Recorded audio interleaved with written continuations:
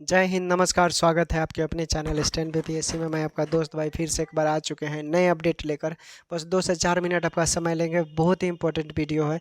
जो rejected list निकला है बिहार सिविल कोर्ट में, बहुत सारे लोगों को कन्फ्यूजन हो गया है। उस सारे डाउट को हम क्लियर करने के लिए आए हैं। बस वीडियो को 2 से 4 मिनट लगेगा। हर वीडियो के भांति इसे भी पूरा अंत तक देख लीजिएगा। सारा डाउट आपका हम क्लियर कर देंगे, ठीक है। वीडियो शुरू करने से पहले वीडियो पर जो लोग नए हैं, आप कृपया कर चैनल को सब्सक्राइब कर लीजिएगा, ताकि बिहार सिविल कोड से जितने भी अपडेट होता है हम बताते रहते हैं पूरा ऑथेंटिक रूप से। और लाइक भी कर दीजिएगा। देखिए, आपको मालूम है बिहार सिविल कोड का एक नोटिस निकला है रिजेक्टेड लिस्ट। उस रिजेक्टेड लिस्ट में 2 लाख प्लस 28,000 प्लस स्टूडेंट है लोग। कितना? 2,28,000। चूँकि जब छात्र नेता के पास हम कॉल किए तो उन्होंने पहले फ़ोन नहीं उठाया, फिर कॉल बैक किया उन्होंने।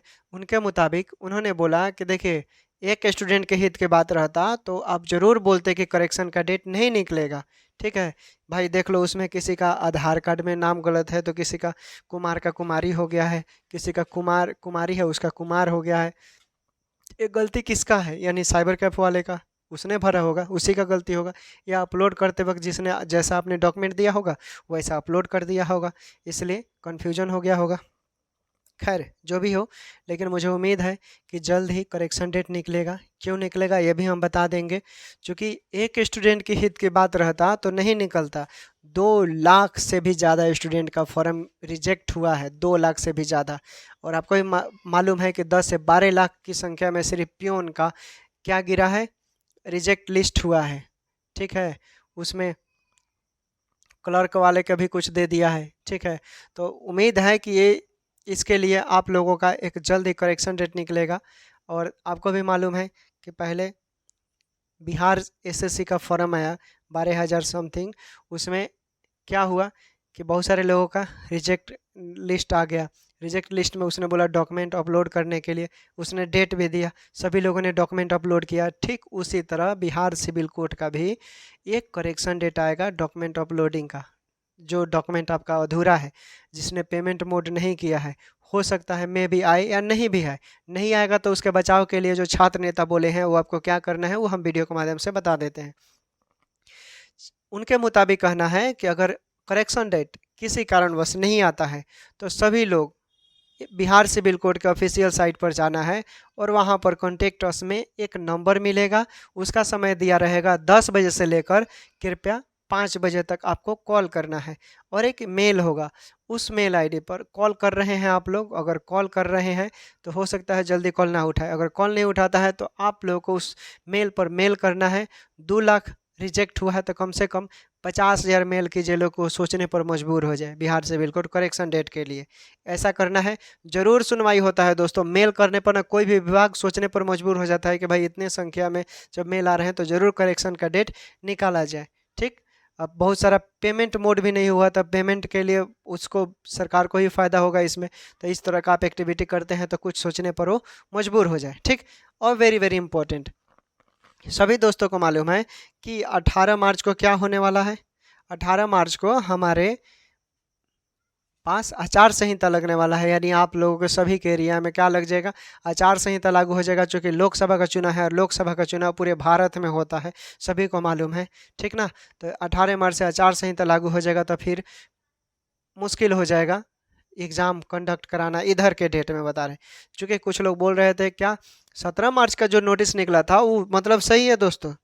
17 मार्च का जो नोटिस निकला था ना वो गलत नहीं था।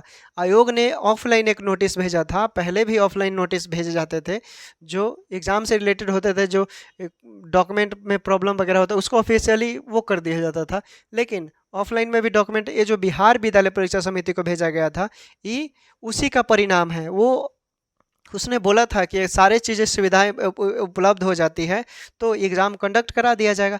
लेकिन एग्ज़ाम कंडक्ट कराने से पहले इतने सारे फॉर्म रिजेक्ट हो गए, उसी का परिणाम है। वो ऐसी एक्टिविटी कर रहा था तभी ये सामने आया चलकर। और एक चीज़ तो कंफर्म हो गया कि आपका एग्ज़ाम होगा, यानी जो भी है एग्ज़ाम होगा 100%। करेक्शन डेट निकलने का मतलब कि सुधार करने का मौका मिल सकता है या नहीं भी मिल सकता है। इतना तो पेश हो गया कि करेक्शन डेट रिजेक्टेड लिस्ट में से इतना आ गया तो जो शुद्ध फॉर्म बचे हैं उसका कम से कम निकाला जाएगा, एग्ज़ाम 100% होगा। क्लियर हो गया। एक और चीज़, 26 मई तक क्या है, 26 मई को नई सरकार बना लेना है। 26 मई को हमारे देश में प्रधानमंत्री नए बन जाएंगे। अगर 26 मई तक चुनाव नहीं होता है तो आपको भी मालूम है कि राष्ट्रपति का शासन लग जाएगा। ठीक, तो कुछ सोर्सों से उनके मुताबिक जो मालूम चला है, नई सरकार बनने के बाद हो सकता है अगस्त या सितंबर तक आपका एग्ज़ाम हो, मे बी सरकार बनने के बाद। नहीं तो बीच बीच में भी ऐसा कभी कभी कई केसेस में देखते हैं कि जब भी चुनाव भी होता है और बीच में एग्ज़ाम का डेट भी निकाल दिया जाता है। अभी जैसे कि बिहार दरोगा का मेंस आएगा, फिर मई में ही क्या होता है, दौर होता है, तो हमको लगता है कि इस बार ना हो, या अगर उसका फिजिकल का डेट निकलता है तो जाहिर सी बात है इसका भी होगा। बिहार एसएससी का भी निकलना है, ठीक है, और भी बिहार पुलिस का भी निकलना है। तो ये सब है, अभी सब मुंह पर ही है एग्ज़ाम। तो ये सब का हो सकता है कि चुनाव बाद निकाले या चुनाव बाद, अभी सरकार के हाथ में ही है। बिहार सरकार जो करे, बिहार में आप लोगों को मालूम है कि केंद्रीय सरकार है, तो सोचने पर वो लोग कुछ सोचेगा, लोग क्या होता है क्या नहीं। और एक और चीज़, जिन लोगों को लग रहा था कि वो पढ़ाई नहीं कर पाए हैं, तो देखिए बिहार सिविल कोड हो गया, राजस्थान, उत्तर प्रदेश, झारखंड, इस सब का प्रीवियस ईयर का हम हिंदी अलग अलग प्रैक्टिस सेटों में प्लेलिस्ट बनाकर अपलोड कर दिए हैं, और इसका नोट्स भी हम टेलीग्राम पर भेज दिए हैं। जिन लोगों को नहीं मिला है कृपया करो, फ्री में, कोई चार्जेज नहीं है, फ्री में हम भेज दिए हैं टेलीग्राम पर।